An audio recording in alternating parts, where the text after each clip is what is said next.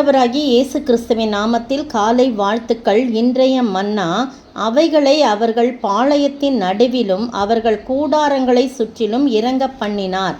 சங்கீதம் 78 வசனம் 28. பாருங்க, எவைகளைன்னு சொல்லும்போது முந்தன வசனம் மாம்சத்தை தூளத்தனையாயும் சிறகுள்ள பறவைகளை கடற்கரை மணலத்தனையாயும் வருஷிக்க பண்ணினார்.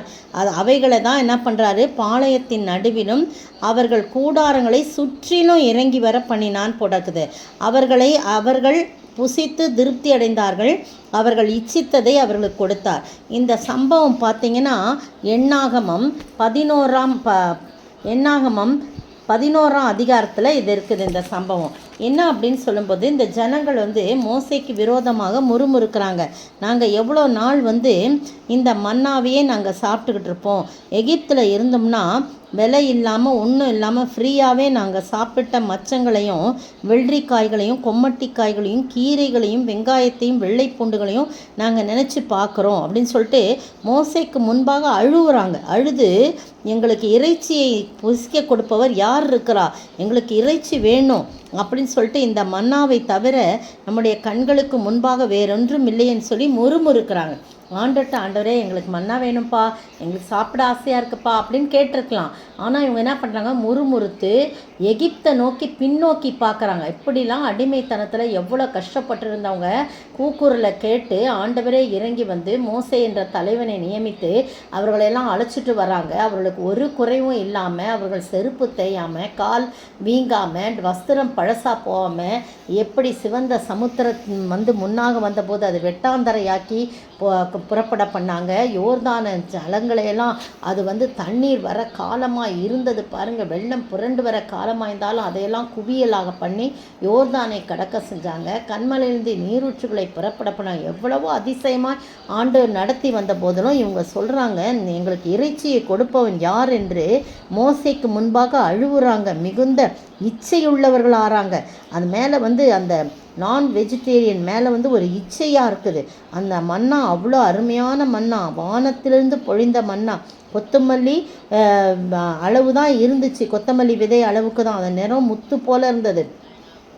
ஆனால் இந்த ஜனங்க முறுமுறுக்கிறாங்க. அப்போ என்ன பண்ணுறாரு மோசே, சொல்கிறாரு, இந்த ஜனங்கள் எல்லாருக்கும் கொடுக்கறதற்கு எனக்கு இறைச்சி எங்கே இருந்து வரும், எனக்கு இறைச்சி கொடு என்று என்னை பார்த்து அழுகிறார்களே அப்படின்னு சொல்லி ஆண்டவர்கிட்ட சொல்கிறார். அப்போ இந்த ஜனங்களுடைய பாரத்தெல்லாம் என்னால் ஒருவனால் தாங்க முடியாது, அது எனக்கு மிஞ்சின பாரமாக இருக்குது. உம்முடைய கண்களில் எனக்கு கிருபை கிடைத்ததுன்னா இப்படி எனக்கு செய்யாமல் என் உபத்திரவத்தை நான் காணாதபடிக்கு இப்பொழுதே என்னை கொன்று போடும் என்று சொல்லி கூட வேண்டிக் கொள்கிறான் மோசே. அப்படி இந்த ஜனங்கள் உபத்திரவப்படுத்துகிறாங்க. அப்போ கர்த்தர் மோசையை நோக்கி, இஸ்ரவேல் ஜனங்களுக்கும் மூப்பர் தலைவருமானவர்கள் இன்னார் என்று நீ அறிந்திருக்கிறாயே, அந்த மூப்பரில் 70 பேரை நீ கூட்டி அவங்க 70 பேருக்கும் அவங்களுக்கு நீ என்ன செய்ய, அவங்கள விசாரிக்கும்படியாக வெய்யி, நீயே எல்லா பாரத்தையும் சுமக்க வேணாம், அவர்களை ஆசரிப்பு கூடாரத்தினிடத்துக்கு அங்கே உன்னோடே கூட நிற்கும்படி செய். அப்பொழுது நான் இறங்கி அங்கே உன்னோடே பேசி, நீ ஒருவன் மாத்திரம் ஜனங்களின் பாரத்தை சுமக்காம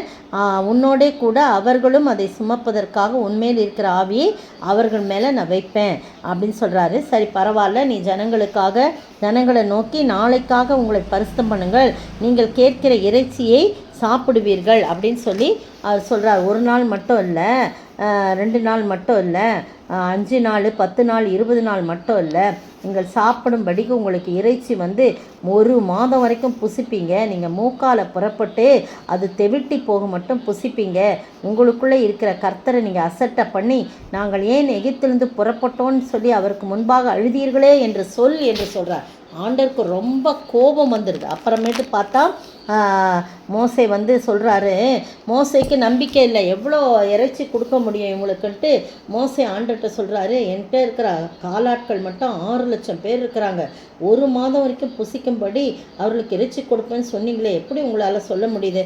ஆடு மாடுகள் அவர்களுக்காக எங்ககிட்ட இருக்க ஆடு மாடுகளை அடித்தா கூட போதாது, சமுத்திரத்தில் உள்ள மச்சங்களையெல்லாம் அவருக்கு சேர்த்தாலும் அவர்களுக்கு போதுமா அப்படின்னு சொன்ன உடனே மோசையை பார்த்து கர்த்தர் சொல்கிறாரு, கர்த்தருடைய கை குறுகி இருக்கிறதா, என் வார்த்தையின்படி நடக்குமா நடவதா என்று இப்பொழுது நீ காண்பாயின்னு சொல்லிட்டு என்ன பண்ணுறாரு, அங்கேருந்து 31ஆம் வசனம் பாருங்கள்.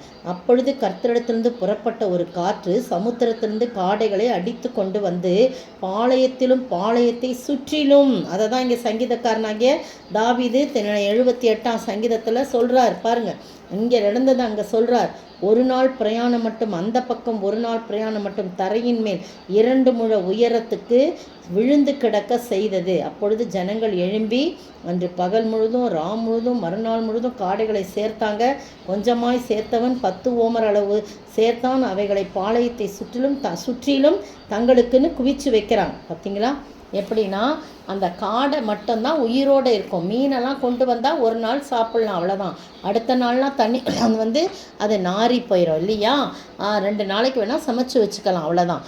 ஆனால் ஆண்டவர் எவ்வளவு அழகாக கீழ்காற்றை வர பண்ணி காடைகளை மட்டும் பிரித்து எடுத்து அழகாக அதில் எத்தனையோ தண்ணியிலேருந்து வந்தோடனே சாகக்கூடிய உயிரினங்கள்லாம் இருக்குது. ஆனால் ஆண்டவர் பாருங்கள் அருமையாக அவர் தான் அதுதான் கீழ்காற்றை வர பண்ணி காடைகளை பாளையத்தை சுற்றிலும் இருக்க செய்தார். நீங்களும் நானும் ஆண்டவர்கிட்ட கேட்டால் கொடுப்பார். ஆனால் முறுமுறுக்கக்கூடாது. ஆண்டவரை பார்த்து முறுமுறுக்கக்கூடாது. அவரை துக்கப்படுத்தக்கூடாது. நாம் கேட்டால் கண்டிப்பாக கொடுப்பார். பாளையத்தை சுற்றிலும் அவர்கள் தெவிட்டு போக மட்டும் அவருடைய இச்சித்த காரியத்தை அவர் கொடுத்தார். நீங்களும் நானும் ஆண்டவர்கிட்ட இச்சிக்கக்கூடாது. ஆண்டவர்கிட்ட கேட்கும்போது அவர் கொடுப்பார். எனவே பிரியமானவர்களே, நம்முடைய பாளையம் எப்போதும் நிரம்பி வழிபடியாக, நாம் எப்போதும் சாப்பிட்டு திருப்தி அடையும்படியாக நம்முடைய பாளையத்தை சுற்றிலும் ஆசீர்வாதமான கிருபைகளை கொடுத்து ஆசீர்வதிப்பார். அப்படிப்பட்ட ஆசீர்வாதங்களை பெற்று வாழ ஆண்டவர் தாமே கிருபை செய்வாராக. ஆமீன். உம்மையே நோக்கி கூப்பிட்டால் போதும், நீரெந்தன் சமீபமல்லோ தேவா தேவா. உம்மையே நோக்கி கூப்பிட்டால் போதும், நீரெந்தன் சமீபமல்லோ. எந்த நின் பாரத்தை உந்தனில் வைத்திட்டேன் ஆதரிப்பி ஏசுநாதா. எந்த நின் பாரத்தை உந்தனில் வைத்திட்டேன் ஆதரிப்பி ஏசுநாதா. அல்லேலூயா கல்வாரி சிலுவை நாதா.